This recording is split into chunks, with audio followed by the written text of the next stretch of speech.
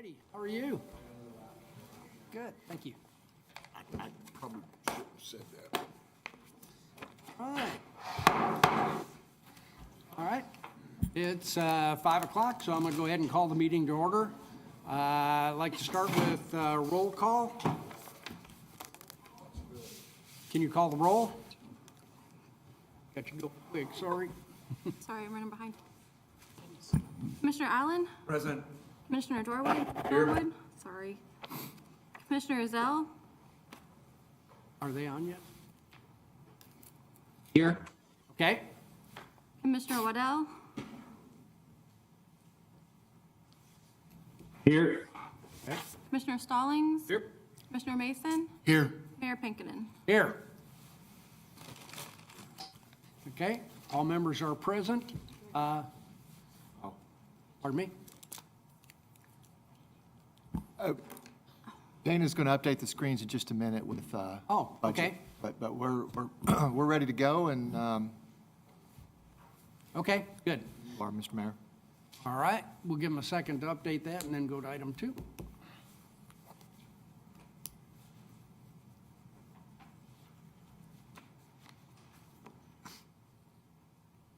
All right.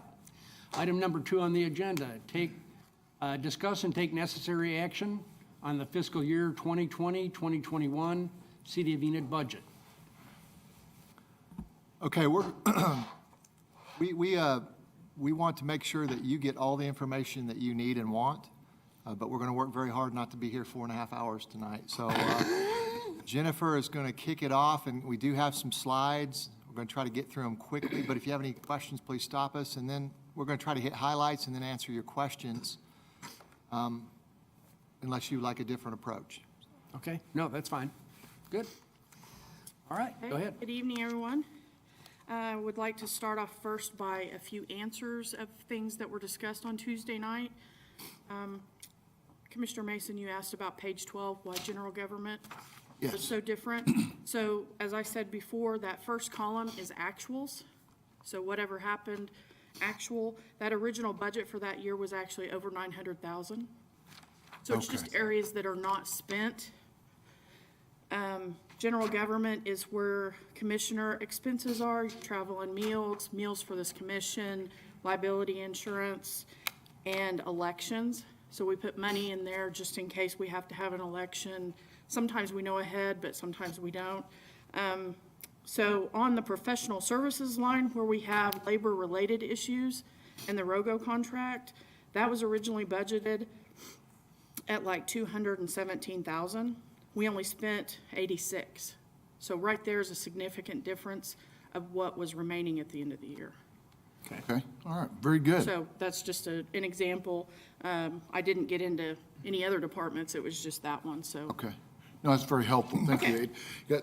The way it looked like we'd really trended up, so that's good, that's very positive. Thank you.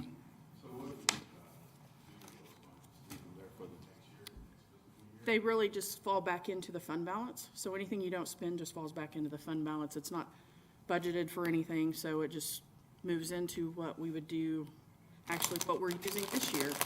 We're gonna have to use some of that fund balance for FY '21 in EMA and in. Yeah, because I was looking over it last night, and I said to myself, I said, well, we didn't go to DC this year, which I miss, but we didn't Right. get opportunity to go, and I was wondering what we're going to do with those. So that department actually holds the funds for when you do go to DC. So we put enough in there for several of you to travel. So if only 1 or 2 of you go, we're always going to have extra money on that specific line. But not knowing from year to year until later on, that's why that happens. In general government, it's kind of a different area than the regular operational departments. So does that mean next year we get to have a longer trip and do fun things, or what? I'm sure the mayor could talk to John Blankenship and Yeah. Mike Cooper and get that arranged, right? Yeah, Good. yeah. So if they need $20,000 in there and there's already 10 there because we didn't spend it last year, they don't have to put 20,000 in this year, they just have to put 10 in to if that's what they think they're No, gonna spend next year? that is not how that happens. You would Okay, have it to rolls back? Okay, encumber it to roll over to the next year, or you actually would Okay. have to add it to that. All right. So when it's not specified for a certain thing in an encumbrance, it will not roll to the next year. okay. All right, thank you. Okay? But the money, if the money's not spent and we end up with say overall the budget, because that's part of the whole budget, if we spend less than what's budgeted, that money stays in the fund and builds the fund balance, which is that surplus that I kind of mentioned Tuesday. So that's probably potentially could contribute to a surplus, which we'll probably need for next year, or what, Yeah. talking about. Okay, good, thank you. Okay, moving on to why the health claims were down so much on the health fund. I verified that this was our first year of the high deductible plan.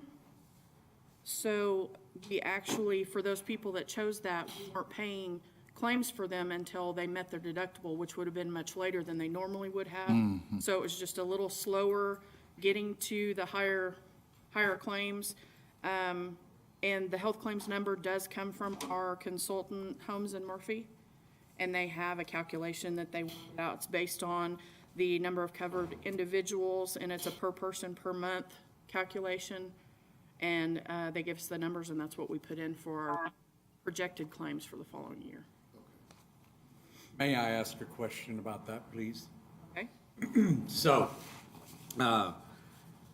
if I want to go on the high deductible plan, and then I find out it's not really working for me, am I eligible the next following year to go to a regular plan? Can you switch back and forth? You can. We have open enrollment once a year. Okay. I Have you had anybody say anything about the high deductible plan that they haven't liked? Most of those questions go through HR. I'm up where we deal with payroll, so we actually put it into the system, but I don't have direct questions or comments about. I get some, and so I could, we offer the two plans to offer choice, and I think our employee base likes having the choice of the two plans. The distribution right now, I'm trying to recall, is something like it's not quite 50-50, but it's pretty close. The employees are covered dependents in each of the plans. I think our high deductible plan with some folks has been received well. I don't know that we've had a lot of changeover from B to A to B, but each plan can be more beneficial to an employee based on what they think their medical situation is in that year.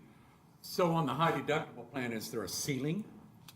Yes, there's an out-of-pocket maximum, Okay.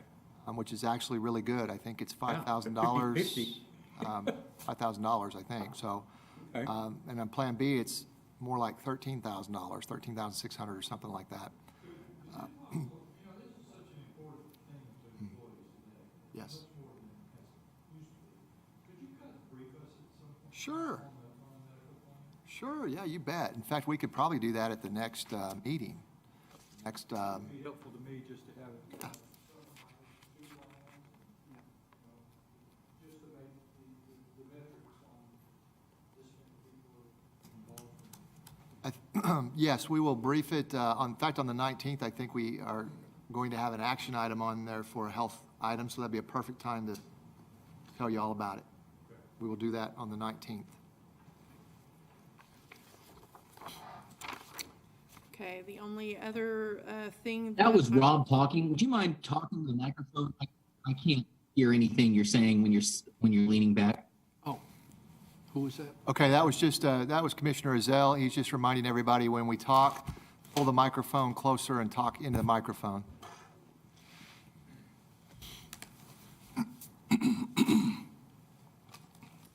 The other thing that we were discussing on the CDBG, if there was a time limit for spending. Right, And actually, the admin section is a little different, so it has its own rules, but most everything else is a 1-year expiration date. HUD may grant a 6-month extension if they have an acceptable justification and the project is ongoing. So the project must already be started. okay. All right, The only other thing that I have is on the individual departments, when health changes so much between year to year, I looked at what it cost for us for an individual that goes from single to family.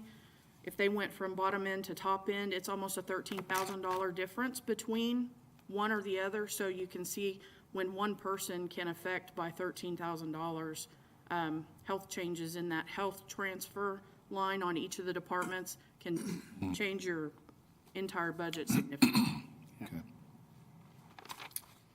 So, before I get started for tonight, is there any questions that you had of the things that we discussed on Tuesday night? No, but thanks for looking all that up. I do appreciate that. I know that took a lot of time, so thank you. Okay. Doesn't look like it. Okay.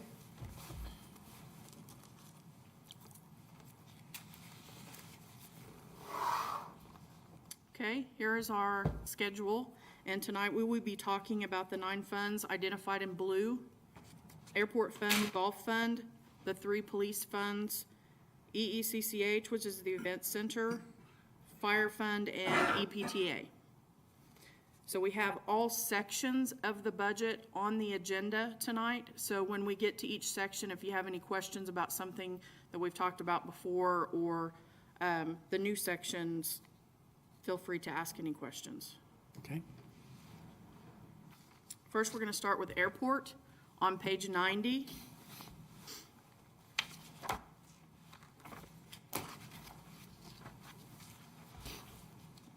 We are still receiving grant reimbursements this year due to prior and current year expenditures for the new terminal.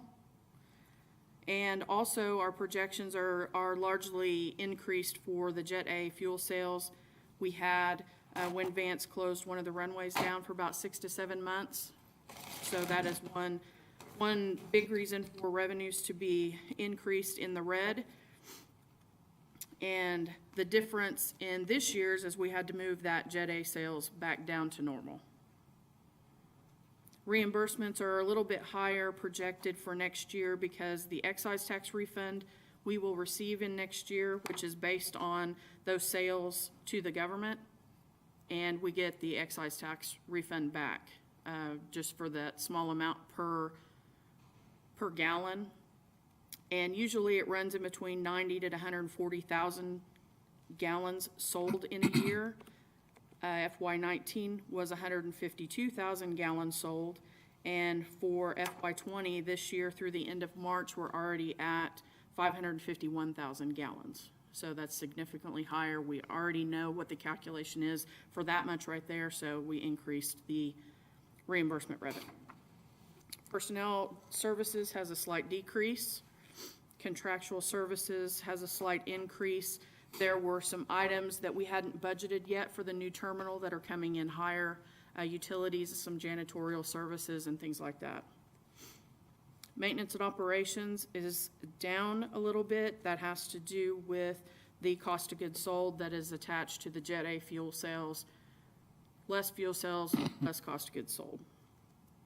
For the capital outlay, they have a mule purchase in there, and a crew car for visitors, a truck to pull the aircraft, and they have 2 CIP seal projects planned.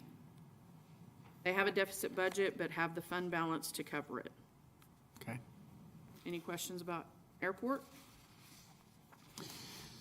What did you, I just got to this side. Utilities, there's a significant difference in the utilities. Right, and that is for, the utilities for the new terminal are higher than they were in the old terminal. Twice? Let's see. Would think it'd be more efficient. Yeah. There's some other areas in that line. It's not all like, go to that page.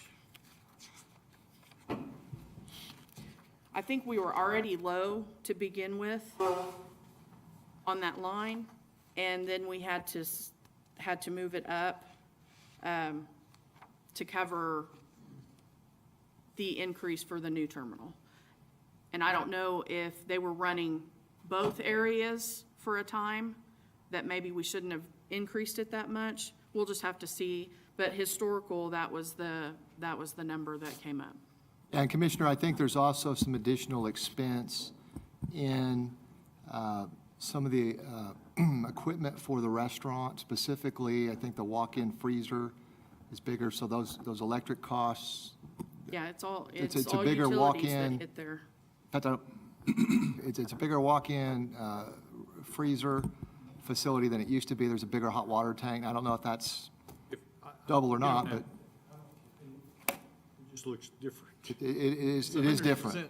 100%, It's different. 114% increase. Yep. I can look into that in more detail, just to make sure that is correct before Okay. we go for It's a great approval on the facility. budget. It's a great facility. They absolutely have more refrigeration space out there than they ever did before. Those things cost a lot. I know the higher ceiling, they've said, makes a huge difference, and it's all glass on that one side, so. We'll also get a better idea. The facility's been open since August, I think, so when we get a full year of utilities, we'll have a better idea going forward. Just like we've had a lot of fuel sales that affected us last year from the base, I see that happening again a couple of years out when they do the, take down this, what is it, the center runway? And that's going to divert a lot more traffic. So just something to think about for future budgets. Now, it ain't going to happen this year, but Yeah, and I think Deirdre Gurry is on the line. Deirdre, are you there? If you would like to speak, you could probably answer what the mayor's talking about better than I can on the advanced stuff.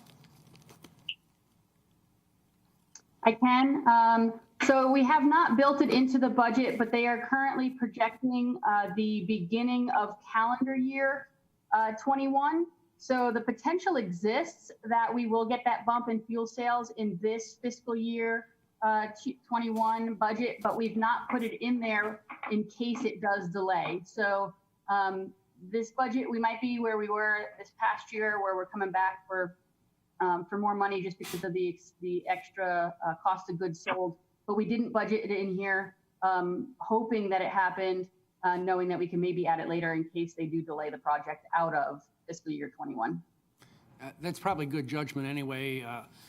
I'm sure that runway is going to be redone, but I think with COVID-19 affecting everybody's budget, including federal, it wouldn't surprise me to see that slip a little bit further down the road than we would like. But so it's probably a good idea anyway to hold on and wait and see what happens there. Thank you.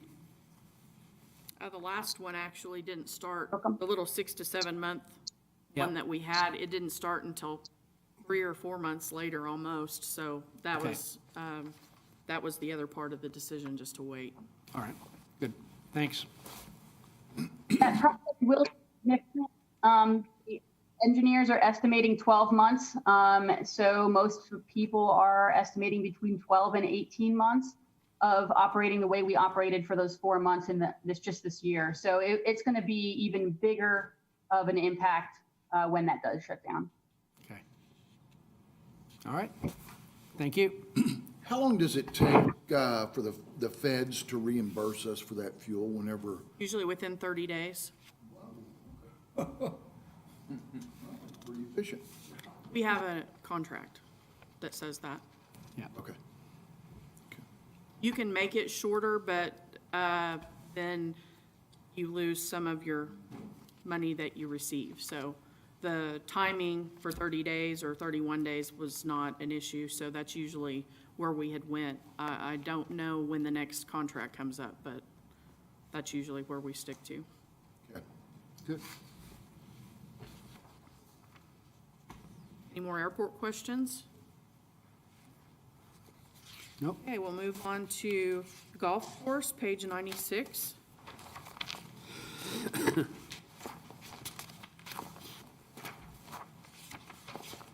We have a balanced budget in FY '20, and we are proposing a balanced budget for FY '21. Current year running projection, we actually have a surplus of 27,000. Revenues are higher by 35,000.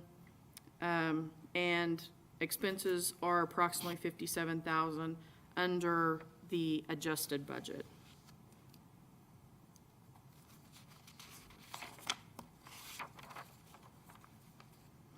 So overall revenues are budgeted about the same.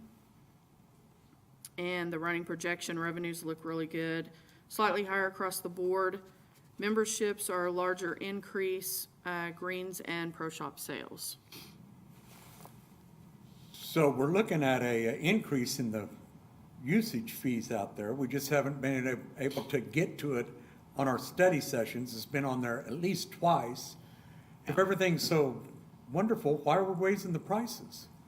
Well, I can answer that, and I know we'll talk about it more next time, because I think we will get to it. It's not so much an increase as it is, we are, currently our rates, we are set, and we add sales tax to it. And so it just works better for golf to have one set rate that includes the sales tax already. For instance, a round of golf is about $22 now, and then with sales tax, I don't know what that comes out to, but 9.1% sales tax makes it whatever it is. I believe we're proposing going to $24, which isn't much more than what it is now, and it rounds it off. Because when golfers come out, a lot of times we don't like to mess with change. So if it come out to $23.96, that's more hassle than it's worth. So Michael League will be here and explain it much better than that on the 19th. And so many of those increases aren't as drastic as they may seem. Cool, thank you. So the increase is actually including the sales tax? Right. Yes, because currently, the sales tax, it's the price plus the sales tax. It used to be the other way around, and we changed some stuff around, but it's just not working as well for our folks. So as part of, for the folks that like to golf out there, so we're taking that into account. So there are some increases, but a lot of it's just capturing the sales tax in it, so it's already included. And then what happens is accounting once a month or more often than that, Jennifer and Nat back the sales tax out, and we pay what's appropriate to the tax commission, and people just seem to be happier with just one sum that covers it all. Cheryl, it seems to me that we did a new building, or did we get it? We did. Did we get it built? I would say it's, no, it's not completed. Is there any funding in here to move that forward? It's believe there actually in is. Fund 40. We'll be talking about that next Thursday night. Yes, there's Hush up. There's two pieces. There's two pieces that, the building's gotten built in pieces, and that's not the ideal I way. asked because I didn't see anything. Yeah. It'll be So on Phase Thursday. 3 for the building will be in the capital improvement fund, and they are going over that we'll go on that Thursday night. And I will say that even with the increase, it's very reasonable to play, very reasonable. So. Actually, the increases that we're proposing in the budget is just based on history. We've had a really good year. Memberships are going up, so it doesn't even include the new ordinance that they want to put in place. Any other questions about revenues? I will say the transfer is lower, and that's due to the clubhouse remodel items being in this fiscal year. They won't be in next year also. So the $80,000 difference. So we'll look at expenses. We have a slight personnel decrease. Part of that is reducing certain budgeted hours for part-time employees.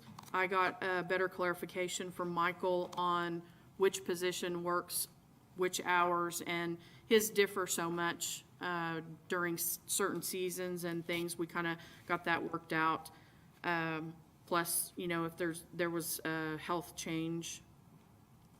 And he also, after a retirement, he moved a full-time to two part-timers. So the benefits were reduced a little bit, so part of that part-time and seasonal going down has to do with that.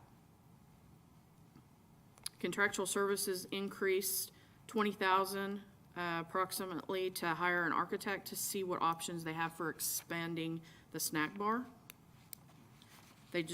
Michael just wanted to know for what possible plans he could even have in the near future. Maintenance and operations increased for one-time purchases. He has in there industrial air compressor and equipment lift for the new building, and a utility vehicle that, one of theirs is very old. That capital outlay decrease, since there's no clubhouse remodel items. And Michael might be on the meeting if you have any additional questions, on the Zoom meeting. If not, I'll try to answer them. I notice it has a tobacco license. Is that for some type of vending machine out there? We sell cigars. Do we make $600 on the cigars? That is the license, well, when it was in with, this is the first year that we've had it separated. And so it's all included in the actual snack bar sales. So I would have to go and actually look up the items themselves to see, because it's all in one line. Yeah. For the, I understand vending machines and those kind of things, so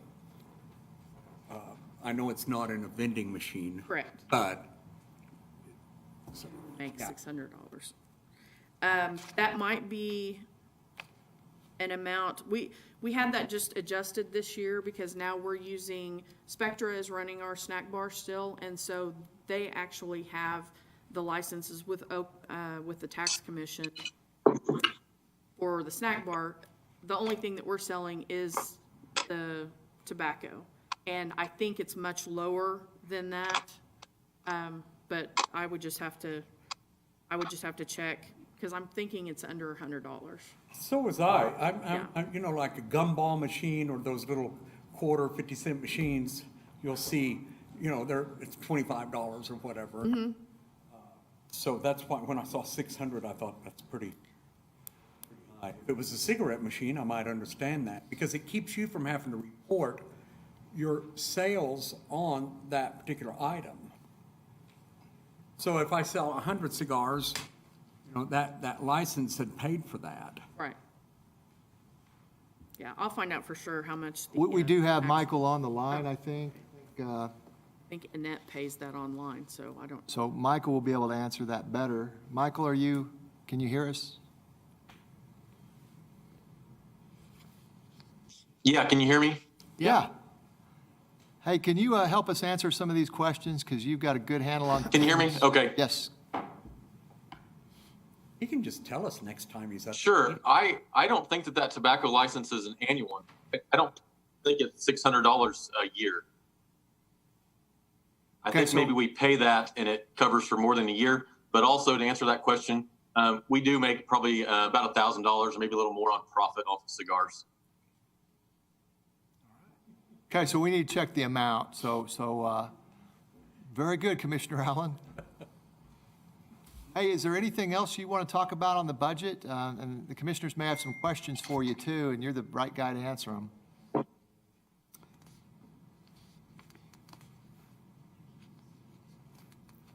Nope. Sure. What questions do we have? For golf? I got a question for you. How are those new golf carts that we have now? Do we have them all in? Are they doing, people liking those?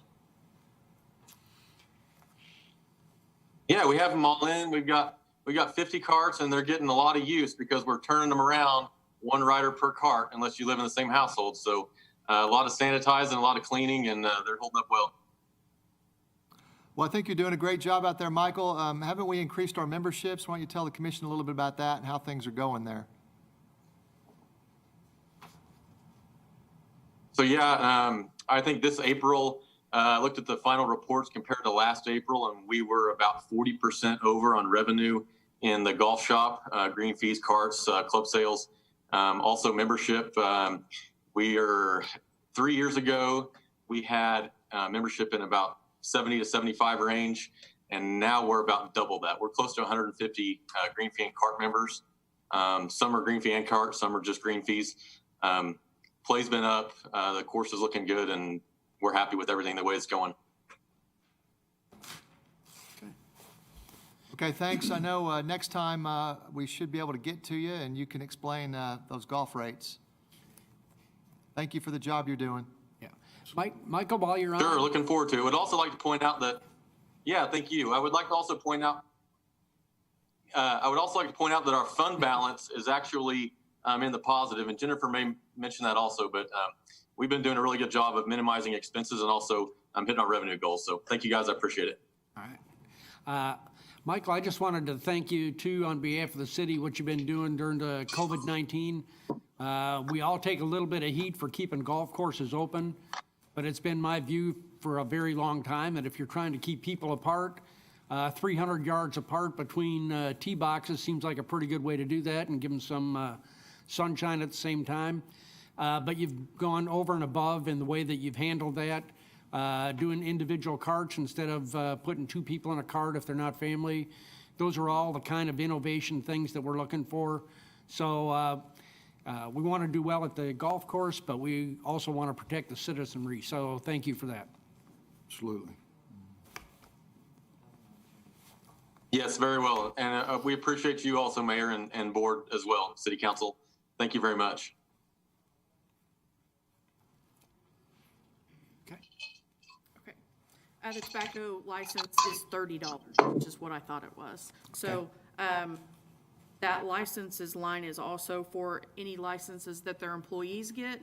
On the detail, it just happened to be the number was right next to the tobacco. So I'll check on that to make sure that if there is employee licenses, we'll move it to a different. So if it's at $30, that means if they sell a cigar for $6, they have to charge tax on it. So that tax wouldn't be included in that $30 fee.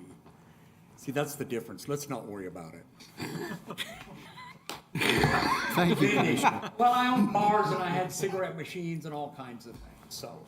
TMI, too much information. Exactly. Also, his fund balance, just like he said, is doing really well.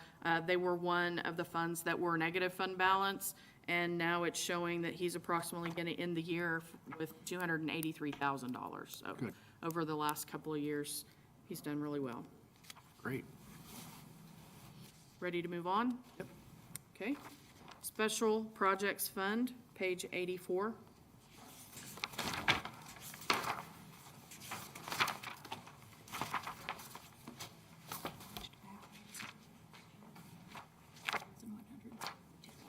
Said that he bought.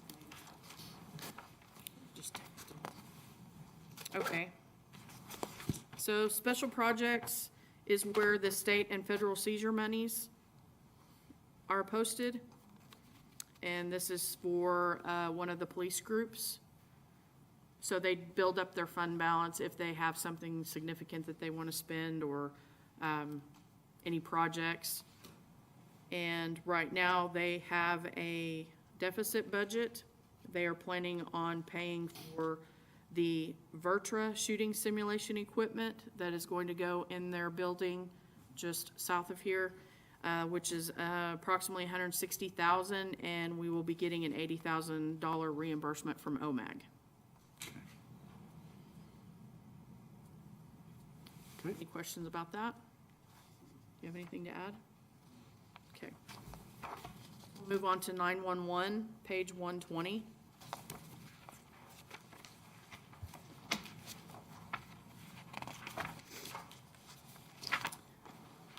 So over the last several years, they've been coming in lower on landlines in Garfield County and even in Major County. So this is the highest transfer in the revenue line for a non-equipment purchase year that comes from police. That transfer comes from police and fire.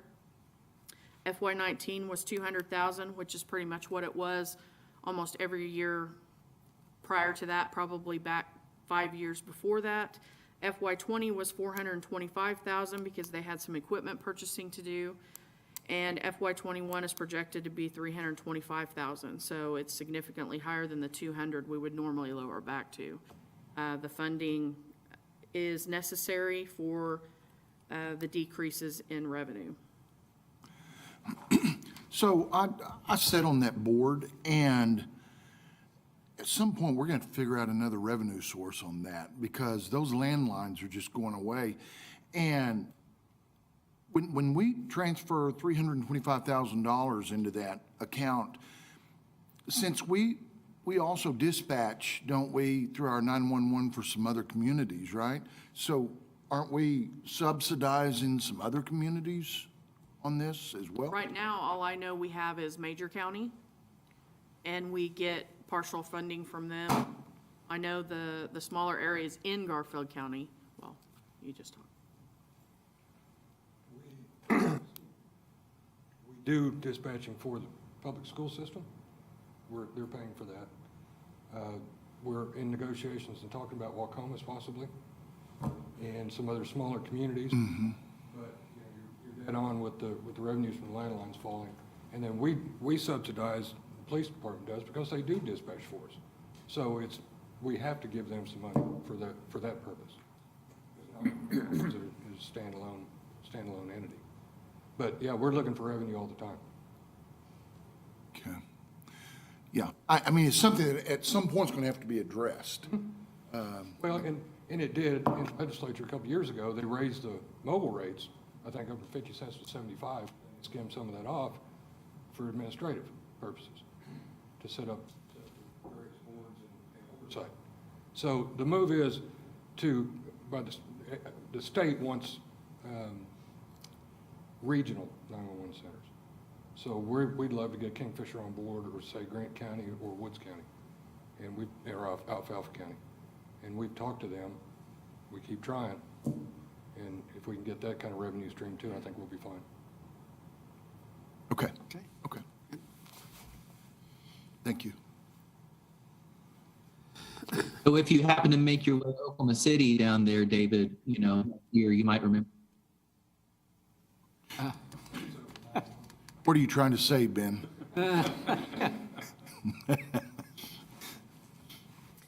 Personnel is slightly a decrease. Not a thing. Sorry. That's just due to turnaround time to fill positions. And you can see the majority of their decrease, though, in personnel is due to a change in someone's health. Contractual, we're down 50,000. That was due to the 911 system upgrade. They had a $50,000 down payment in last year. They will not have that for future. It's just annual fees from now on. And their capital outlay is decreased by the 126, and that was for the Zetron that is purchased this year. So fund balance was projected to be actually zero by the end of this year, but they are looking to finish better. We're projected to be at about 99,000 to start next year, and we'll end at 46.6 with the funding we have in set for the budget. But of course, I have a note, we'll continue to work on funding solutions for the future, and we will have to fully fund after this year when there is no fund balance remaining. So that's definitely on the radar. Any other questions on 911? Whenever a call goes out and the emergency network comes in, or the IMSA comes in and picks someone up, how do we receive funding from that as far as gaining revenue for the 911? Is that a part of it? Is just strictly calls and communications? It's just strictly fees off cell phones and landlines. There's no monetary gain from any of the other agencies that we dispatch.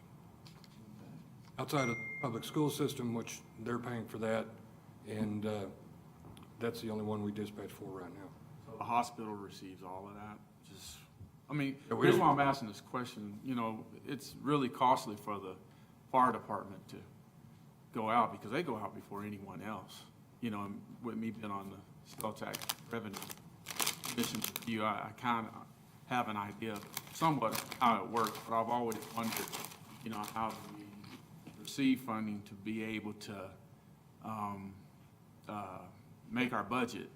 Is it strictly on, I just wonder how that works as far as, is it something that the city supplies as far as revenue, or I wonder how we separate it from what the hospital makes and what the city of Enid is paying? Or is it completely separated? when it comes to billing. Like when someone receives a bill and, you know, the EMSA come out and pick someone up. I know the hospital makes a certain amount of money, but how do we gain revenue, or we don't gain anything from that at all? Service. Yeah, EMS is, we are blessed to have an EMS system that's standalone, right? Jimmy Johnson runs that. I know not every city has that situation. We're glad that he's doing it, and I don't know how he gets all his fees, but I know he's doing a good job, and he's solvent. Many cities that have to run EMS through the fire department, that's just an added financial burden. So there are no fees that come to the city through EMS stuff, but there are no expenses either, so. Okay, so there's no expenses. Yeah. And one reason why I brought this question up, because, you know, I mean, it's good management how we reduced the size trucks that we use to go out and, you know, send out individuals, because we were using the bigger trucks, and then we started using the fireman's trucks, the smaller trucks. It saved us a lot of money as far as wear and tear on the vehicles, and that made a lot of sense. And that's the reason why I asked that question. Yeah, and I think, Chief Jackson, I think you're on the line too, aren't you? I think you and Jimmy Johnson have worked out, your guys don't go out on every call, I think. Are you out there, Chief?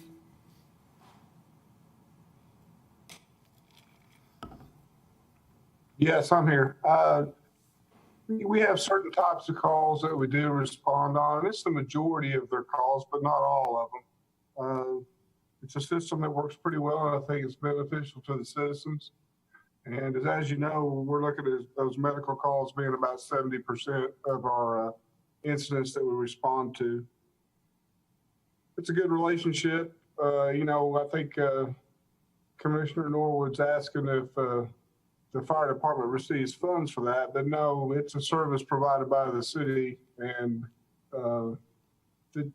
we did save expense by reducing the size of the truck, and the reduced expenses on fuel and wear and tear on the truck. And it was something we probably should have done sooner, actually, but we got it done. Thank you. Hey, Derwin, I will say that something that a lot of people don't realize is because of the size of our fire department and the fact that they respond to accidents and some of those, when you see those trucks go out, it affects the insurance, our fire rate code for the city of Enid. So people don't realize that because that fire rate code's lower, everyone's homeowners is a little cheaper. So I don't know what that equates to, but if they did not do that, it'd change our fire rate code and it would go up, all of our insurance would. So that's on everyone's insurance in the city of Enid. So that's a good thing when they go out. It may be costing us some dollars to roll those trucks out there, but it benefits us on our insurance rates. Chief Jackson, you know all about that. In fact, you are very efficient at working that stuff down. But I guess Chief O'Rourke's getting jealous here. He wants to talk about his budget. Oh, So you'll get your time here in a minute. You want to take over, Joe? Okay, but there are statements.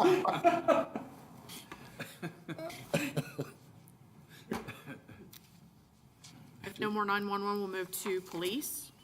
Stand. Oh, Page 126. Earning projections, look all right. The revenue is coming in just about what we budgeted, and overall expenses are tracking to come under about 3.8%, about $437,000. Original budget was at a deficit of $195,000, but we're tracking to come in with a surplus of $119,000. So projected savings of $314,000, which could be due to a few vacancies. Comparison between 20 and 21. Revenue, of course, is down the 10% decrease on sales tax. The transfer from general fund is $197,000 lower. Personnel, we have a decrease. Operations has a slight increase, and that is for a 911 grant that we have, and bulletproof vest replacement, that is a 50/50 grant. And capital outlay, we have a $123,000 increase. There's an additional $100,000 in there for cost share on the skate park move that was not in there for this year, and also a copier and a digiticket upgrade. Fund balance is to be at $2.3 million at the end of this fiscal year, but it's looking to finish better. We're projected to be at $3 million to start next year and about 2.6 to finish the year. Part of the savings is also due to the shoot house we're saving up to do with your capital outlay money. Training center. Right, training center, sorry, shoot house. So That's what you called it. that was 2 years ago. Oh, 2 years ago, sorry. But we will come back to the council for a budget appropriation when that happens. Chief, in previous years, I remember that you got, I think, federal grants or so, maybe state, but when you were doing the alcohol checks and things like that, there was money that, do you still get those? Are those kinds of funds still available? Yes, yes, we have highway safety grants, about $75,000, and that's paid out of our overtime line, basically, but it's reimbursed. So $75,000 a year is a grant. We're applying currently for a grant for, it's a COVID grant.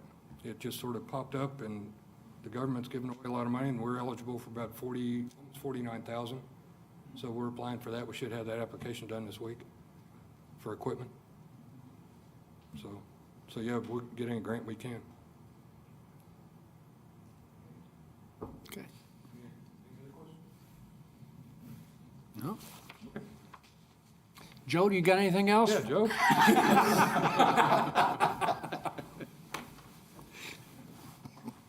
Moving on to the Event Center Fund, page 132. There are two main components for the EECCH fund, the hotel tax and then the Spectra contract. You don't want to stay for Joe's part? I'm not gonna hear Joe's version. For projected next year, we have a decrease in hotel motel tax of $250,000. We are not going to make this year's budget. It was trending downward even before COVID started, and now we will have those repercussions on top of that. This month alone, looking at April, we were $62,000 a decrease in the month, and a total of $381,000 down from last year, which is about 40%. So that was the reasoning for lowering the hotel motel tax. Hopefully it will come back up. And also, due to a miscommunication when dealing with the draft budget, the $60,000 that is showing as a increase in the miscellaneous revenue should have actually went to the transfer from EMA. So the transfer from EMA should actually be $385,000. Unfortunately, it doesn't just adjust the EECCH budget. I will have to adjust it in the EMA area, which we will have all of that changed before we come back to you with a final draft before approval. So unfortunately, when hotel motel tax is down, we must increase the transfer so that they can operate.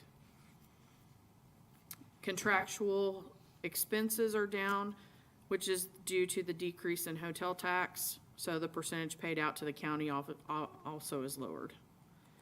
Funding to ECVB went from $475,000 to $400,000.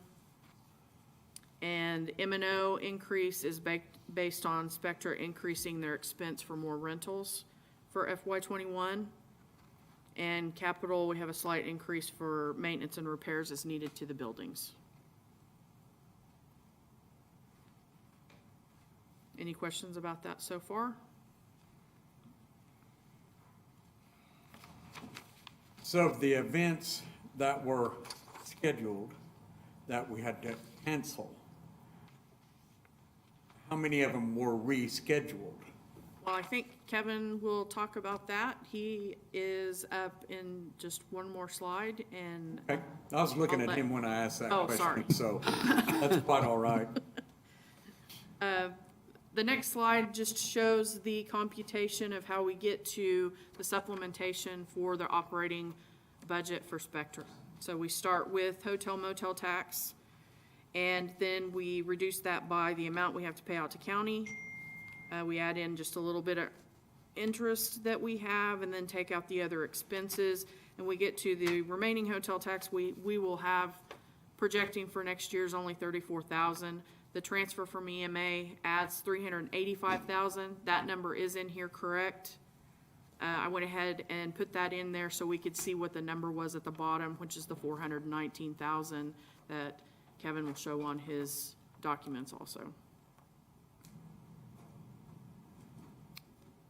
So if there's no questions for me, we'll go ahead and have Kevin Brisky, General Manager, Stride Bank Center.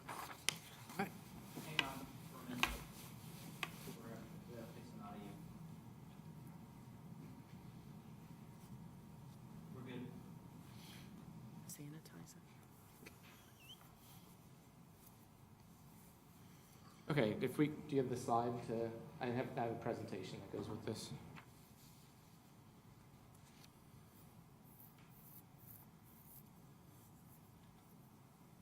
Kevin, can you bend that microphone down? Yep. That helps. I didn't Perfect. ask the chief to do it. I think there's a separate PowerPoint presentation. What's that? Yeah, it should be it's in the presentation folder.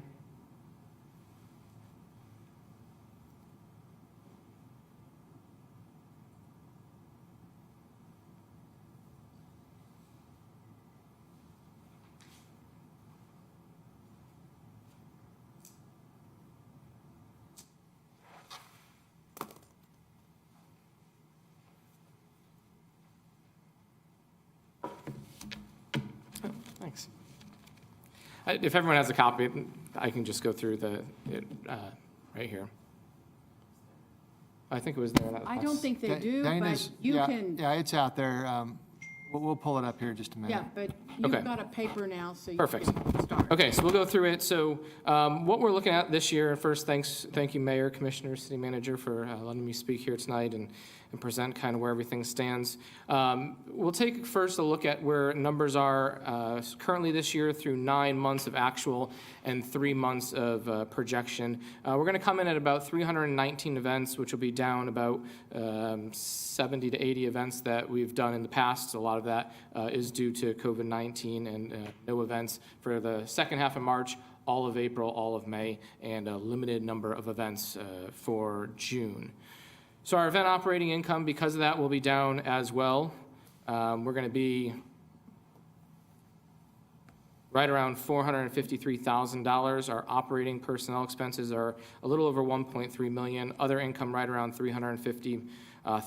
So our net operating income is going to be at a negative $527,000. We were projected to be at a deficit of $436, so we're about $91,000 off of that. And again, we were on target to beat that, to come in under the $436,000 deficit when all this happened. I will give a lot of credit to our staff. We have been gearing up for April for quite a while now as we continue to book more and more events. April was going to be the busiest month in the history of the Stride Bank Center. We were going to have over 60 events, and then obviously that went away fairly quickly. So credit to them for getting prepared and being ready for that. Unfortunately, we weren't able to execute it, but hopefully next April we'll be able to do that. For the upcoming year, right now, and to answer, I guess, your question for about the events that have canceled, we've had about 50% of them that have rescheduled for this year. Some of the annual events, it's been about 50-50 on those end of who are just skipping this year altogether or going to virtual opportunities versus those who are going to try to push back to July, August, September and have their events. So we are going to recognize some of that additional revenue in FY21, but some of it will be lost. The nice thing is, besides bull riding and one other small event, all our arena events at the moment, are all rescheduled for October, November, and then one will probably happen later in the fiscal year. But we're excited that, because we had some great shows lined up for April, we're excited that they're all going to continue and that they still want to come back to Enid in the fall. So that will be exciting for us. For FY21, for the convention hall, we project we're going to have about 339 events, 55% of those meetings, 33% of those banquets, and then a mix of special events. On the arena side, we are going to see a decrease in events from last year, and the main reason for that is because Enid High School will now have their own gymnasium, so they won't be taking their basketball games over at our facility. Even with that said, as you can see from this graph, 46% of our arena events are still going to be sporting events. So sporting events do make up a lot of what we do in the event center. Concerts up there as well, community events, and then a mix of other events that happen on that side. So for FY21, we're looking at direct event revenue of about $642,000 with ancillary revenue just over $1 million, leading to gross event operating revenue right over $1.7 million. Our event operating expenses will be right over $1 million, so our net event operating income will be right over $700,000.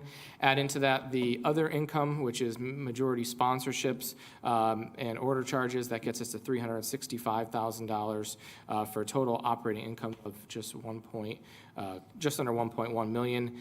Add in our indirect expenses of about 1.5, and then the proposed subsidy will be about 420,000, just under that. So hoping to be on target for one of our best years. And if you look at the next graph here, it goes into how we have decreased the operating deficit since Spectra has been here managing the facility. You look at FY13 when the event center was just built and we were at a $780,000 deficit. We've now decreased that to a $419,000 deficit.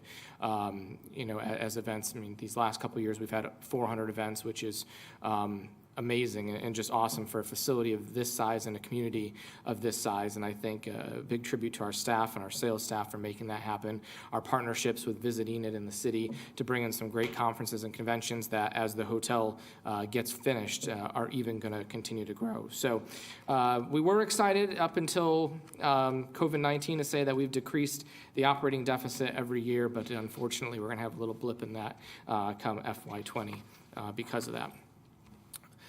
Visit Enid is another big part of this fund, and as Jennifer has mentioned in the past, their funding has been $475,000. We're decreasing that by $75,000 this year. Reason being is there is going to be a surplus from this year. A lot of the incentives that we usually go to pay out to World Series, other events that are here during our busiest time, which is April and May, unfortunately those events got canceled, so they weren't needed to be paid out. Since the money is already in the fund, we'll just have that for next year so that we need less income transferred to us to operate Visit Enid. So as you can see on there, $493,000 is the total revenues, which includes the hotel tax, the carryover, the sales from all the promotional items in the store, the visitor guides ads, and then the expenses are broken out as well. I think the exciting thing is every year we see the incentives and event support line grow. And when we see that grow, that means that more events are coming to town, which results in more hotel tax and more sales tax, which is great. Marcy does a great job helping bringing these events and her staff. And some of the conferences we have lined up in these next 3 to 4 years are going to be awesome. Things that we haven't had in a while because we haven't had the hotel there. It's a lot that were going to come in April, May, and the summer that have had to push back, but they want to come back. And because a lot of these places have had places already booked for 2021 because they work 2 to 3 years in advance, they've already rescheduled to be back in 2022 or 2023. So we didn't lose the business, but we're not going to recognize it in 2021. We'll recognize it in future years. But they're very excited to come here. So some opportunities, I think in my 4 years here, this top one has been on here because the hotel and long-term business is where we're going to see a lot of growth in our facility. Booking these conventions, booking these conferences. The first question we get asked, well, it used to be, when is there going to be a hotel next door? Now it's, when will it be open, which is exciting. We've made that step so far, and I think, by hopefully another year, if not sooner, we see that open and ready for operation for some of these events we have come in. That directly turns into the next two lines, which is increased conference and convention revenue, because with the ability to bid on some of these conferences, where right in the RFP, they say, do you have a hotel next to or connected to your building? We always have to check no, and we're automatically eliminated from bidding. So now we'll be able to bring in a lot of those conferences. A lot of those are regional conferences, statewide conferences, and a lot of them will pull from the states surrounding us when we bring those here. And then sporting events. It's an area that we've greatly focused on. I think the community has focused on in general, which brings a lot of visitors to town and spending a lot of money at the restaurants and hotels with those sporting events.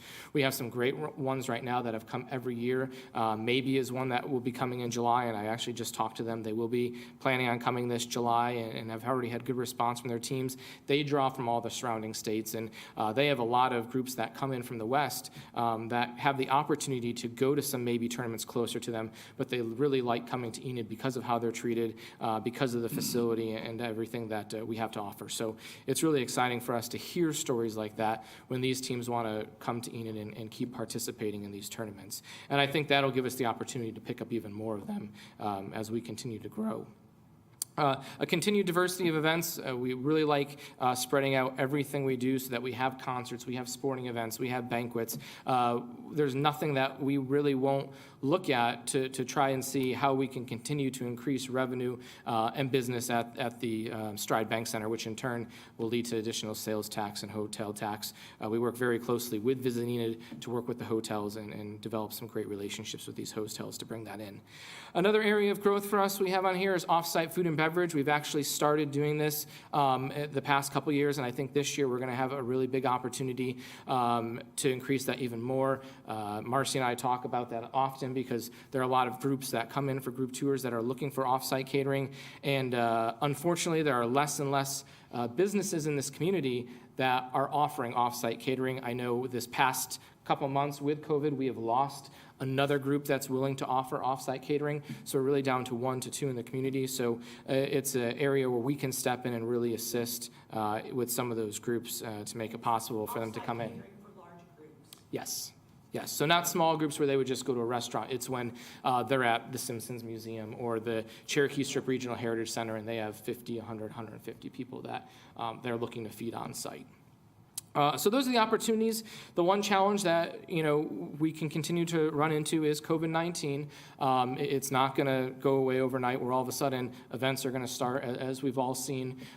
We have started to see a few events go away for September, December already, some of the summer months, so that will be a challenge for us. Luckily, most have just started pushing back, so they're not fully going to go away, but there are some that we will lose. I do think, though, that there could be some opportunity for us here because I think as we're seeing, some of the smaller communities are going to come back quicker than some of the larger communities. And with that, provides some opportunity in our facility in maybe January through June 2021 to get some additional concerts, additional shows, additional conferences at our facility when some of the bigger cities aren't ready yet. When you look at these artists and some of these groups, they're going to want to perform because they're missing out on a lot of revenue, obviously, as well. And we can be here to help make that happen. So hopefully we can see some benefits come 2021 in the second half of this fiscal year where we can see some additional revenue because of that. So I think that's what we're really targeting. The first half of the year, we do have 4 or 5 rescheduled events. I really don't see a lot of new concerts booking for that time frame, but I can see 2021 us having one of the busiest concert years out there because of this. So, and that's what I have. Is there any questions? Kevin, do you have an idea of the percentage of events we may gain once the hotel is complete? I think if we look at our conference and convention business, it'll be, if we had 2 or 3 we got annually, we may pick up, especially in these first 3 or 4 years when the hotel's new, instead of picking up 2 conventions annually, we may go up to as high as 10.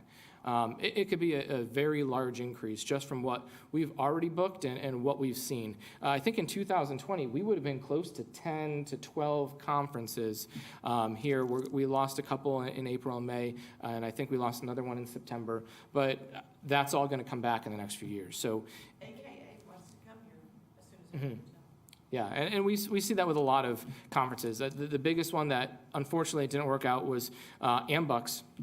We have one of the biggest AMBUCS organizations in the country, and we haven't been able to host a regional event because they require a hotel next door. The last time they were here was 2021. They were planning on coming back in 2020, and then COVID happened, and they're not coming in this April, but they're already on the books for 2022 to come back. So that's a good example of a conference that should be here because of the membership we have and just hasn't because of that hotel.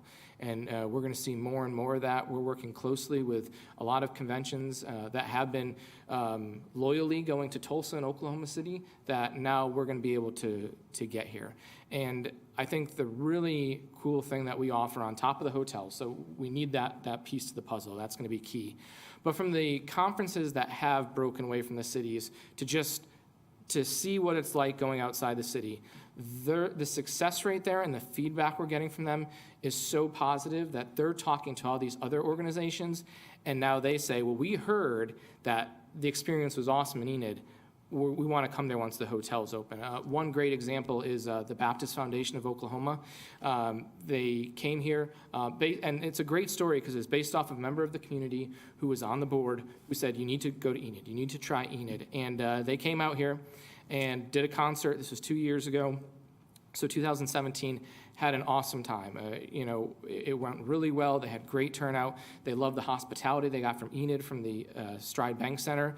And this past year, they decided instead of, usually if you're in a rotation, it'll be Tulsa, Oklahoma City, Enid.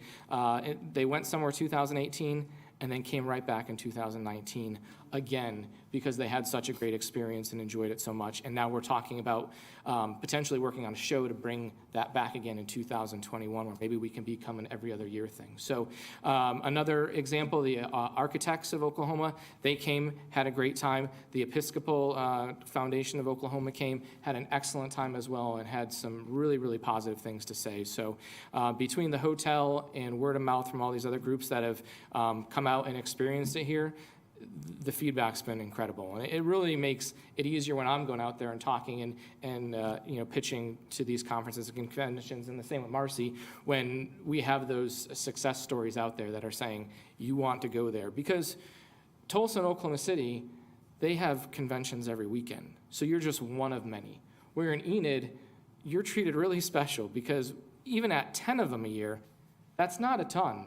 And when you get treated the way our office treats them, the community treats them, the hotels, Marcy's office, you don't get that service anywhere else, and they really appreciate that. So, I have a question. Mm-hmm. Back to your slide that shows the profit and loss for the years.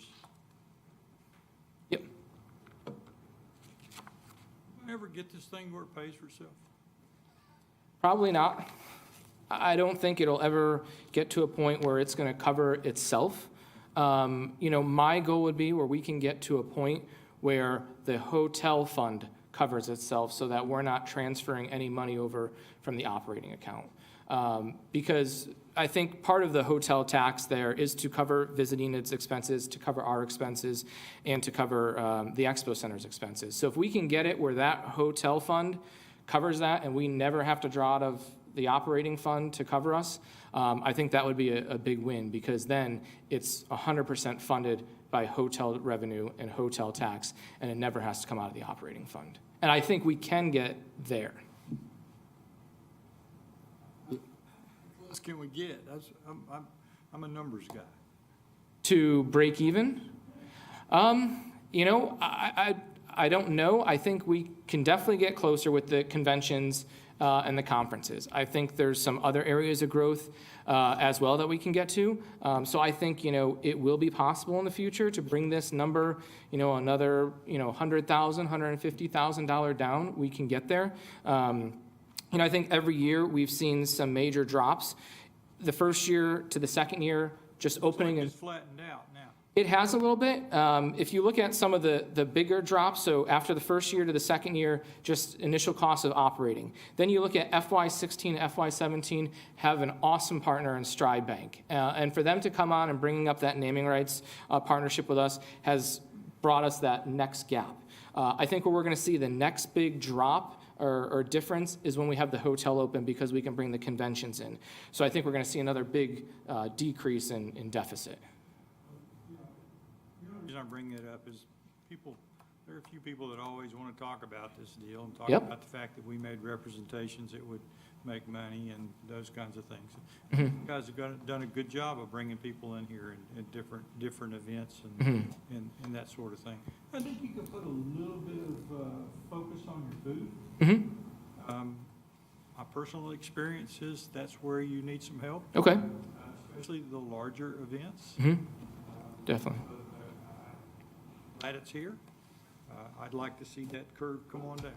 Yeah, and our goal is to keep bringing it down every year, and I think we can, at least do that for the next 4 to 5 years.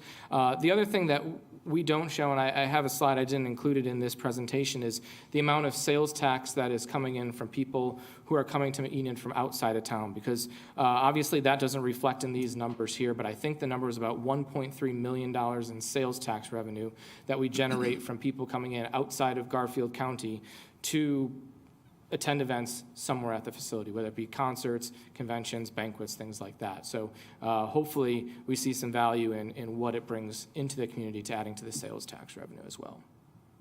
That's good. That's, that's hidden revenue, but it's definitely generating facility. There are some, and I know it's a balancing act. You can't make money on every concert that comes in. One, you don't know if you're going to sell the house or not. Right. Two, if you get a big name, it's pretty hard to go over and above what you're doing. But I think what the constituency wants is, one, they want to have entertainment. Two, they want to have quality entertainment once in a while too. And if you lose a little money on that one and you make it on the other ones, I think that's given them kind of what we offered them when we came up with the facility. So it's a tough balancing act. Like you said, I our think we goal do is pretty to make money on every concert, but every concert is a risk, especially in a community this size. No one's coming in looking to rent out the facility to bring in a concert. So we're either having to partner with someone to bring it in or bring it in with our 100% our risk. So it's like you said, we have to balance that out, and we run a lot of numbers and run it through a lot of people to make sure that we think it's going to turn out. Most of the times it does, but there are going to be those few times where it's not going to turn out like we think it is. But we try to minimize those as much as possible. Evan, what are your turnouts like? They come to town, all the Low Riders,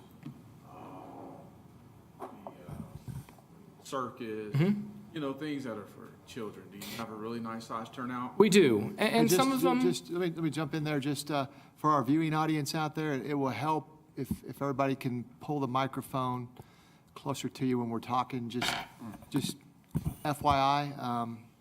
Anyway, so go ahead, Commissioner. Yeah, so the family shows do really well. And we try to do, outside of Globetrotters and Circus, we try to do 1 to 2 other family shows a year. A couple years ago, we had PJ Masks and Paw Patrol. A year before that, we had Disney Live, and because those do really well. Families really enjoy it.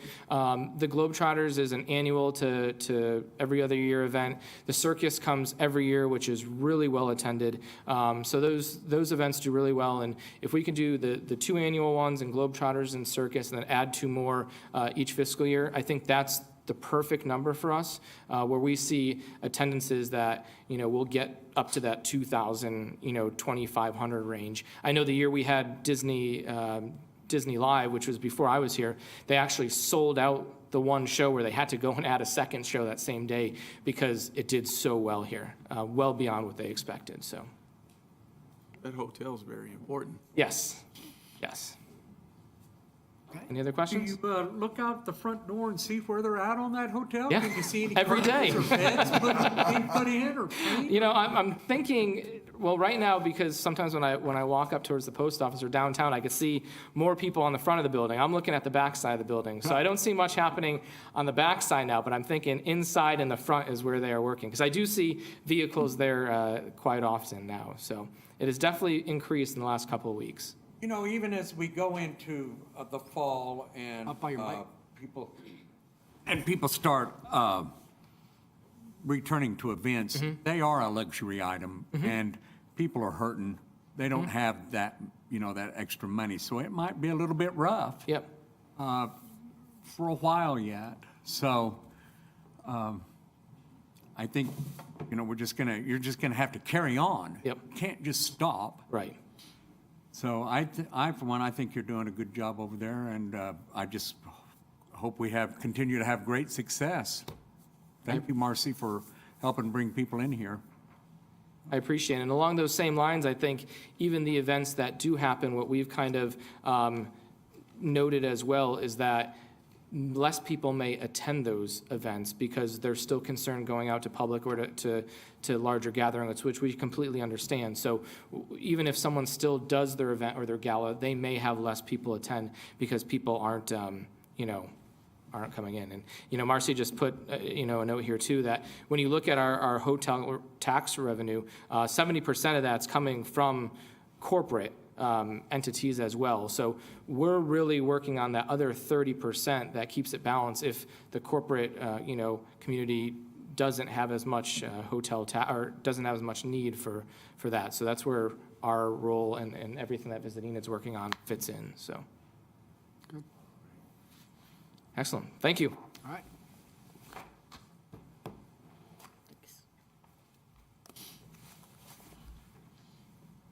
Any more questions for me on Event Center?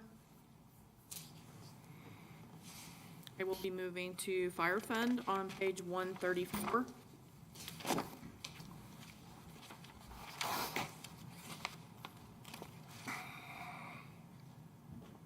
Current year projections, revenues are coming in almost exact, a little over by 62,000. And all expenses are projected to come under about 2%, approximately 182,000 than what we budgeted. So the adjusted budget deficit started at 452,000, but we're tracking in to come at only 207,000. So our projected savings there is approximately 245,000. The comparison between this year and FY21. Revenue, we have the sales tax that is down 10%, and their transfer from the general fund is approximately 55,000 higher for fire operations.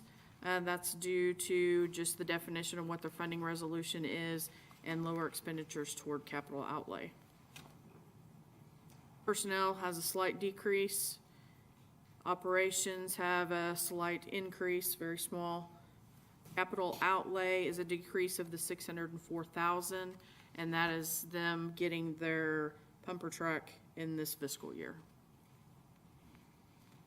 So they have some computer replacements, engine and brake diagnostic software, thermal imaging equipment, a staff pickup, and then they have a few infrastructure repairs and maintenance.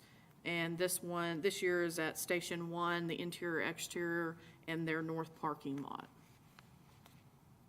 So the fund balance projects to be at approximately 690,000 in this year's budget book, but we're looking to finish better. Projected to be at 1.1 million to start next year and end at approximately 1.2. Any questions? Chief, you want to jump in? Say anything you want to, and I'm sure there'll be some questions for you.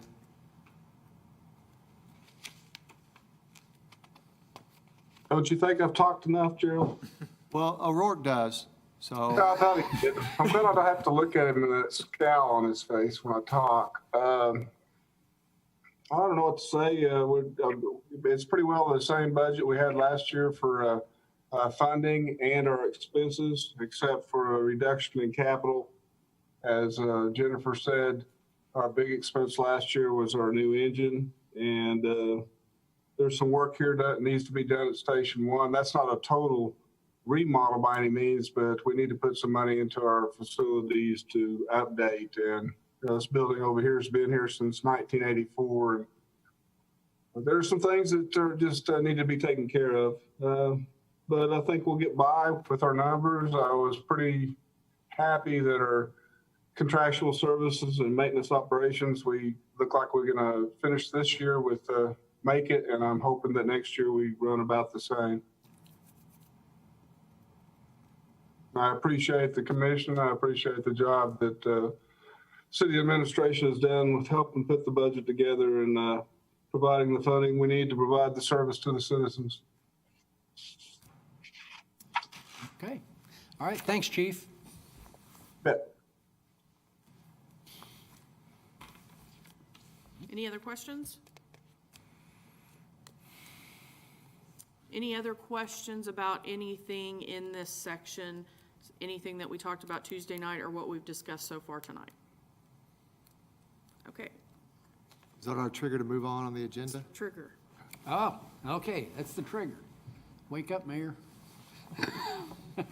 All right, item number 3, recess to convene as the Enid Municipal Authority.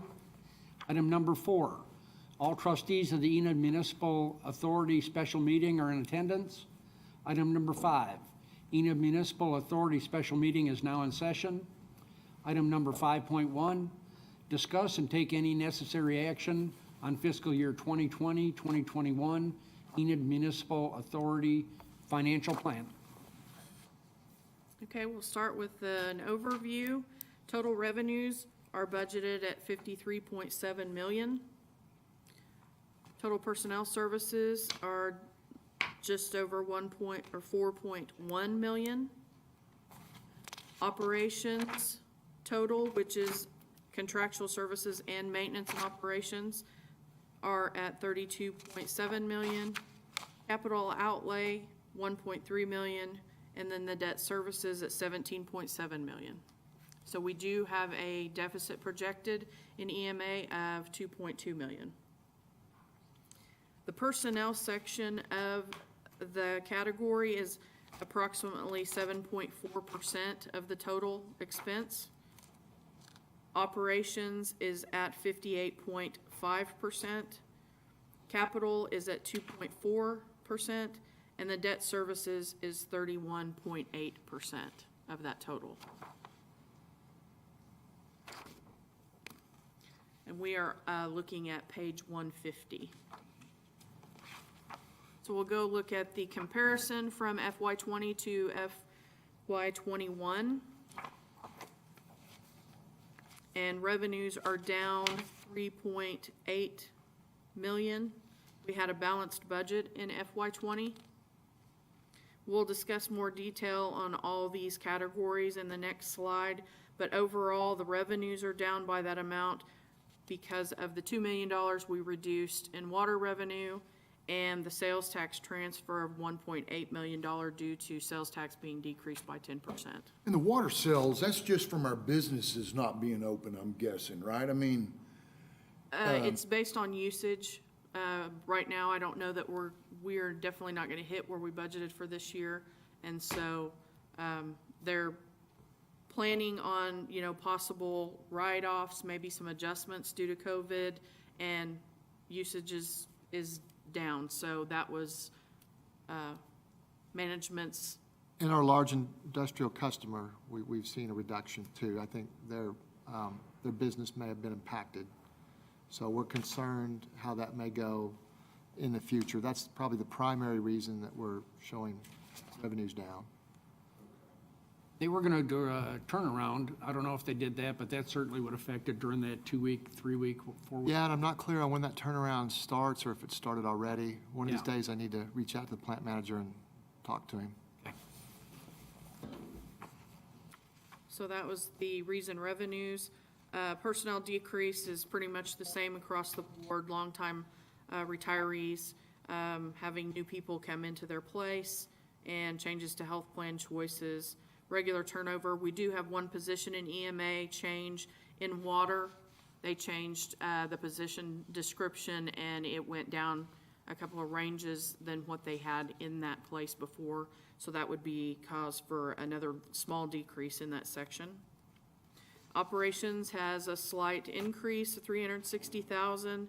The transfers are in this area, and transfers out from EMA overall increased $86,000.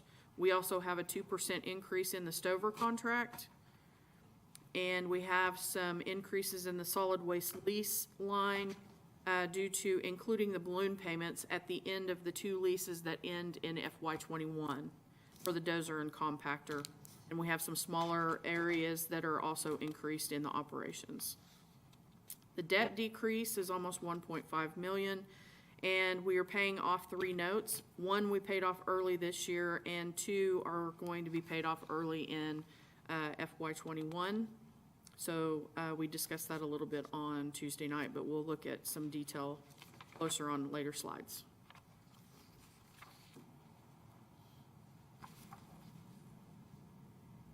Or look at EMA revenue. And this is the breakdown. This year we're proposing for FY21, sales tax is 30% of the revenue for EMA, and utility revenue is 70%. The sales tax portion has slowly decreased since FY18, when it was like 36%.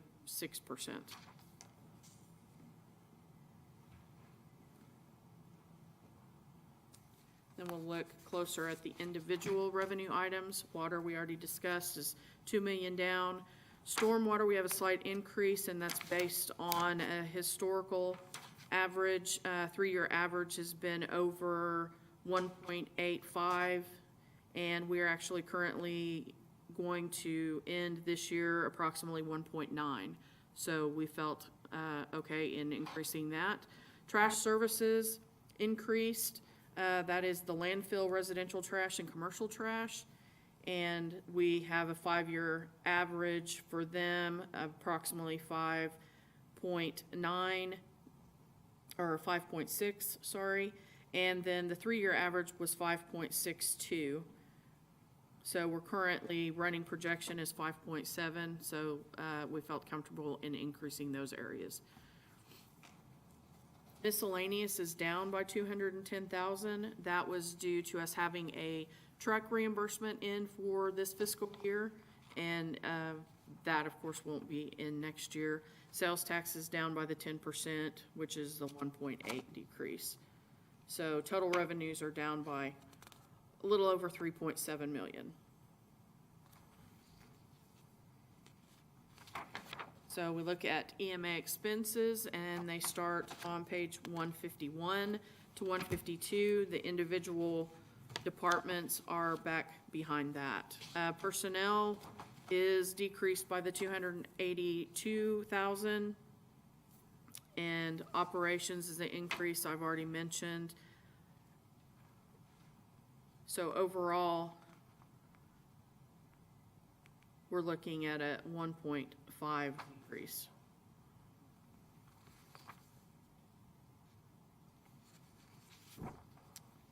This is our individual department expenses slide. There are 8 departments in EMA. The transfers out is shown in the EMA operations. That includes the transfers out and also the debt payments. So the transfers out increased by the 86,000, and the debt payments actually decreased by the 1.47, and there we have the variance of 1.38 million. It's not really much difference in utility services. Solid waste, we have the leases that are increased due to including the balloon payments for the dozer and compactor. So there's a slight increase there. Also wanted to let you know we reissued 3 trash truck leases in this current year, so we will still be leasing 6 trash trucks total.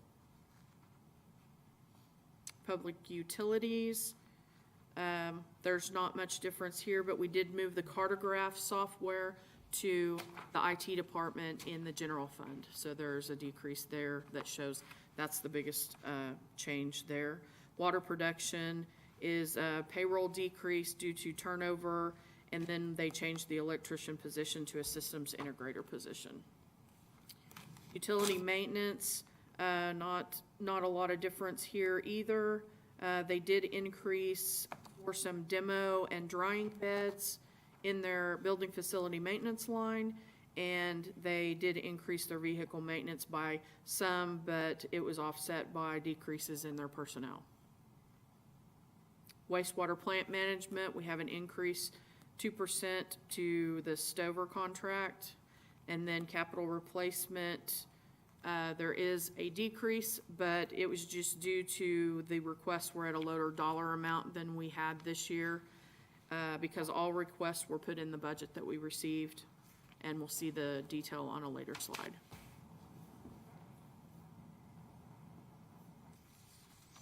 So here's our transfers page. Not a huge change overall.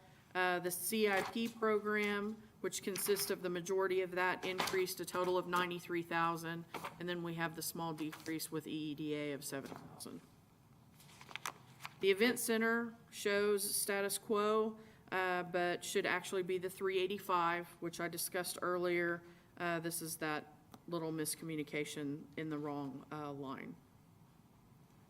So it should be 385 instead of the 325 for the proposed 21 year. Next, we look at the equipment. We had budgeted 14 items this year, totaling 1.5 million. 861,000 of that was for landfill solid waste. And we have proposed 15 items for FY21. And the grapple truck being the largest at 190,000, 554,000 of this request is for landfill solid waste. AMI would be the 400,000 that we have in there for no longer warranty on meters and changes and upgrades to towers and infrastructure to keep up with technology. And then the remaining 405,000 is the other departments that are in EMA. I have a question. Do camera truck already? I believe we do have a camera truck. Scott, our acting director of public utilities, can answer that better than me. So we do have a camera truck. It has been pretty well in the shop for most of last year. What you most recently purchased for the utility maintenance department was a big vac truck. That was probably the last big purchase that you saw. That was a pretty expensive truck. The one that we have now is pretty well a Ford E350 van with like a box on the back of it with the material inside, and the vehicle itself is not in good shape, and every time they need it, it's broken down, so we've had to contract out all those resources. That's all you got to tell me. Yeah. It's broke, isn't it? No good. So but I knew we had one. Thank you. It costs us a lot of money to have trash, doesn't it? I mean, I've watched the expenses and stuff over the last year, and the equipment and the cells that we have to put out there, and it's a lot of money to maintain our trash. We do, and I believe overall we do make money on trash. Now, the landfill expenses are very large. We build new cells, $1 million plus for new cells, and then one of the things when we had reduced hours, one of the biggest complaints I got was, why is the landfill closed on Saturday? Why are the landfill hours shorter? And then also, you missed my poly card. So hauling people's trash away makes them very happy, so we try to keep doing that well. Yeah. I gotta say, I'm very proud of our landfill and all the services that we provide. I work for a number of little communities throughout northwest Oklahoma, and none of them have the opportunities to get rid of your waste that Ena does. You can get rid of literally anything out there. Paint, computers, white goods, and it's so important in keeping a community clean to offer those opportunities for people, for their yard waste, for their limbs, all the different things that are taken care of out there. And over the last few years, the facility itself is maintained very nicely. They're out there picking up trash, making sure stuff isn't blowing around. I'm just, I know it may sound strange, but I'm very proud of our landfill and all those facilities out there. And those guys work really hard in some pretty tough conditions. Yes, they do, and they'll appreciate hearing that. I know we'll pass it on. Scott will be out there in the morning, and we'll see the supervisor and pass that praise on. I've noticed myself when I drive by, they take extraordinary efforts with those trash fences to keep them clean and to keep complaints from neighbors. And so I'm glad we're back to normal hours, because one of the problems we had too is people, when they get frustrated about the hours at the landfill, we get more stuff dumped on the roads. So, that's not good. So we appreciate, we are fortunate not every community has a landfill, and so we have one. Scott, would you like to? I just want to say thank you for that comment, and just as a reminder, each year when you see this EMA equipment list, just solid waste probably has about $6 million worth of equipment. And so if you're just trying to turn that around on a 10-year rotation, that's $600,000 a year. So just keep that in mind. We usually don't ask for that much equipment every year. We're trying to be picky about what we choose so that we're not being greedy, but I just want to say thank you, and thank you for I've noticing. actually been out there when Lou was operating, and went out and visited with some of the different supervisors and got to meet them as well. And when I was 17, 18 years old, I worked for solid waste. So I know what it's like to be at a landfill, and I know what it's like to work under those conditions every single day in July and August. And it can be very dangerous work. And I just think, they do a good job, and they just don't get the recognition that they should. I guess we have something in common. That's where I started my career when I was 17 years old. I was a seasonal worker at the landfill. Well, Scott, you're destined to be a city commissioner one of these days. Oh, you have that to aspire to. All right. Any other questions? Nope. Okay, we'll move on to the debt category. Pages 144 to 149 is our debt schedule. It lists all the debt that we have in EMA and in EEDA. You'll notice that the EEDA is listed at the very top, and that will be the last one that we have for EEDA since the other one paid off. So you'll see on the screen, this is what our yearly payments are for each of these debts. And we are down from last year overall, almost 1.5 million. And that's with all the CAW debt to date, right? Future CAW debt payments, yes, everything's in there that we have as of right now. Right, of course, we all know I mean, the big one's still coming, so. yeah, the big one is not in there, but we have, so. Overall, our total of debt is $238.3 million. So all of these, their balances total up to $238 million. We actually decreased $14.6 million just in this year, in this fiscal year. So the changes that we'll make for the three that are decreasing are right in the middle. The one that is zero is the water towers that we paid off this year. And then we'll have the line of credit and the capital note that will pay off early in next year. Those three decreases alone is a decrease of 2.5 million. And then down below, the SRF and the future CAW debt payment both have increases of approximately 1.2, and that's how we get to the 1.5 overall decrease. Any questions?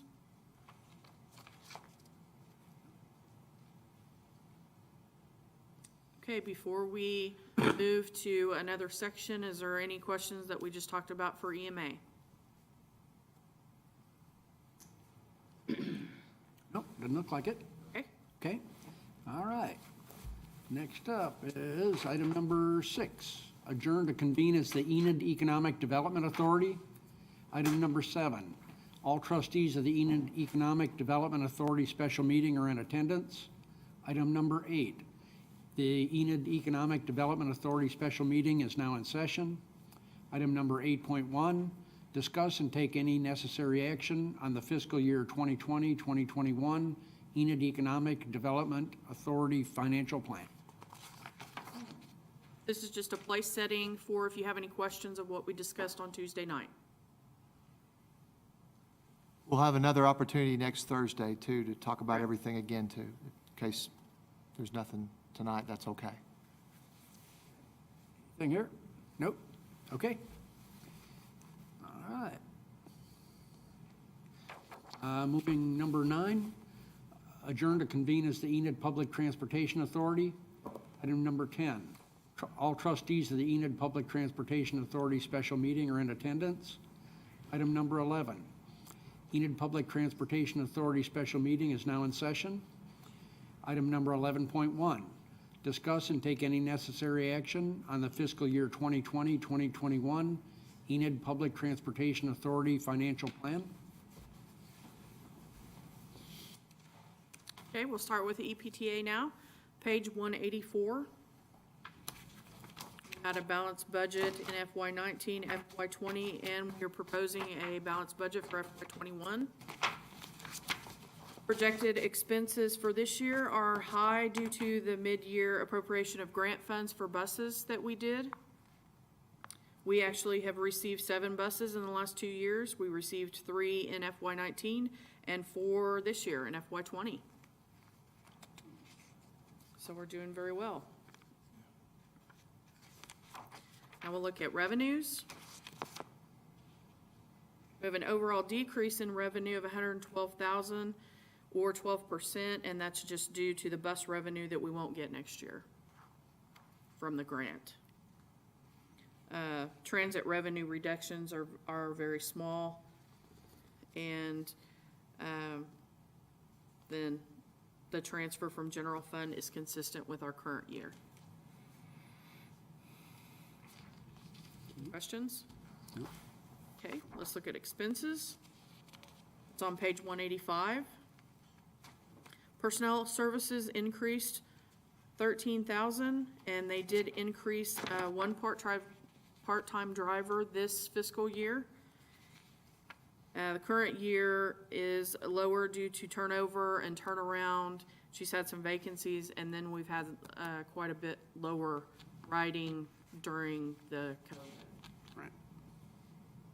Right. Contractual services is up hardly anything, and maintenance and operations has stayed the same, and capital outlay is looking to spend $13,000 for tablets to replace some very old equipment, and now they have new buses, so they need to get better equipment put in there. Any questions? I have a question. Under the grant for the 2021, the $282,000 in grants, that's just, where do we get that? There's actually 2 different grants. Where do we get them? ODOT. Yeah, the Department of Transportation has a transit division, and these different kind of 5311 is considered the normal operations grant. There's this rural transportation assistance grant and a revolving fund grant, and they're all ODOT administered funds that go to us and all the other transits in the state. These are one of the things that could be impacted if in the census count we're over 50,000. We go through ODOT for this. If you're over 50,000, it's my understanding you go straight to the Federal Transit Administration. So there might be opportunities for better funding when that happens, if hopefully that everybody fills out their census form and we get over 50,000. My point of asking was I thought it was a state fund. If we don't end up with feds, in the state situation, could it go down? It could fluctuate. However, the state funds, even administered through ODOT, come from the federal government. So it just depends on what the allocations are. Transit's seen as a high priority from the nation down. So I think we're in fairly good shape, but it does fluctuate a little bit every year, and it fluctuates based, part of why it fluctuates is our ridership. So we may be hurt by lower ridership during the COVID. I hope that doesn't hurt us, but hopefully they'll make up some CARES money or something for that too. Does everybody pay, or is there some sort of a subsidy system for the underserved, or? Everybody should pay unless we're running some kind of special promotion that we do from time to time. I believe it's $2 or $2.50 for a ride if you call in the day before. If you don't, I think it's $5. But there are some contracts we have with some organizations. One of them's DHS that helps cover rides for people, and those are contracted. I don't know what the exact amount is. Mary, our transit director, would be here tonight, but she had an emergency in the family.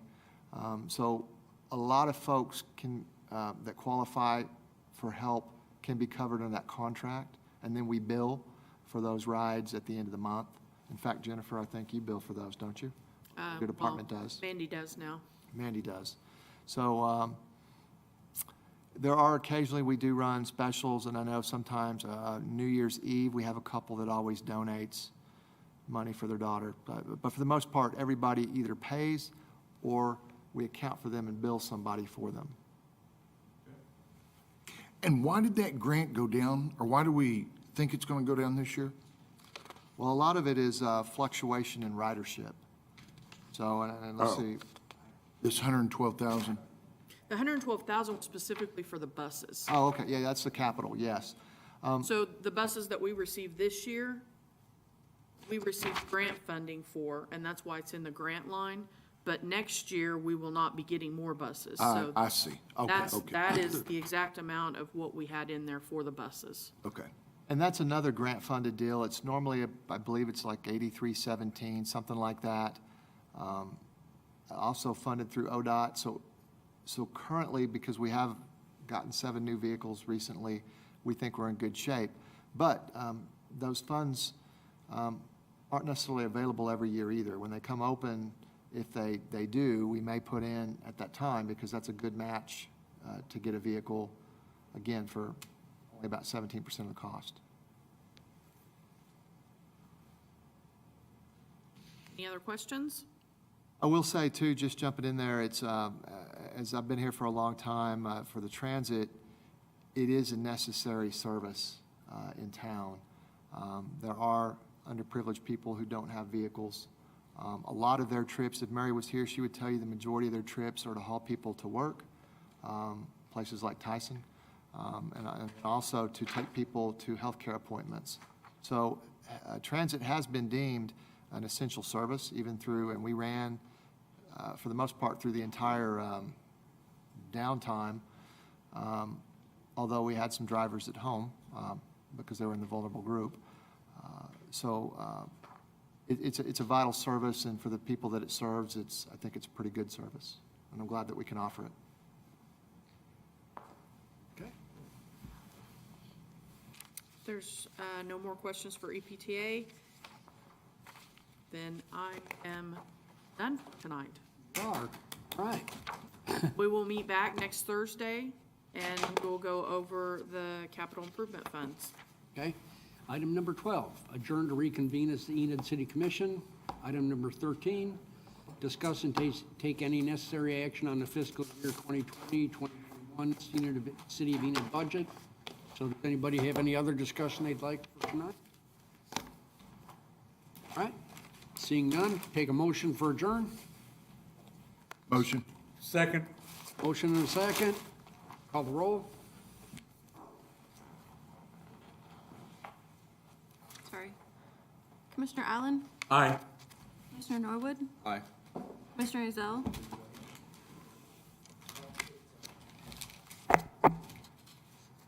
Commissioner Ezell? Commissioner Ezell has checked out. Okay. Commissioner Waddell? Commissioner Stallings? Commissioner Mason? Aye. Aye. Mayor Pickett? Aye. Motion carries 6-0. Okay, we're adjourned.